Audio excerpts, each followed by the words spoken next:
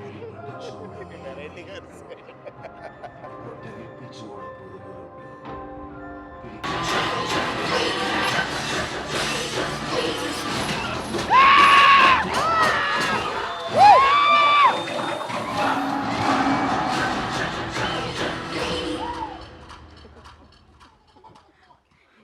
అందరికీ thank you. Satya garu, so on screen మీ టైమింగ్కి ఫ్యాన్స్ వేరే లెవెల్ ఉంటారు, but off screen some time మీరు ప్రమోషన్స్లో వెళ్ళేటప్పుడు లైక్ ప్రభాస్ గారితో కానీ లేకపోతే మన రామ్ చరణ్ గారితో కానీ వెళ్ళినప్పుడు ఆ ఆఫ్ స్క్రీన్ టైమింగ్ అన్నది ఎలా మేనేజ్ చేస్తారండి?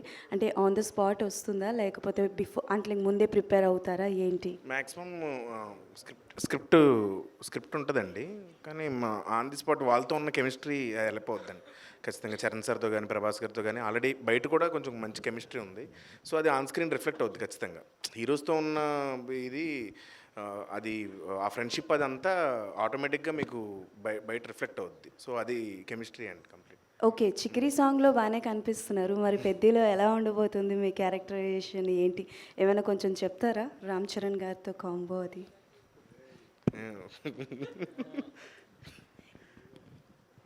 ఏముండడానికి ఏం చెప్పాలి, బాగుంటుందండి. అంటే ఎంత బాగుంటుందో చెప్తారని? బాగుంటుందండి. నేను యాక్చువల్గా Charan sir fan.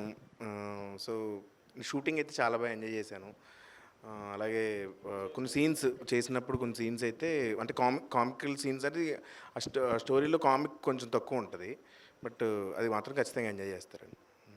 Thank you. Thank you అండి, థ్యాంక్ యూ సో మచ్ మీ ప్రశ్నలకి. Yeah, thank you. one మీరు question. One last. ఆల్వేస్ ఫైనల్గానే అడుగుతాడు ఈ అబ్బాయి లాస్ట్లో. యా రితేష్ గారు,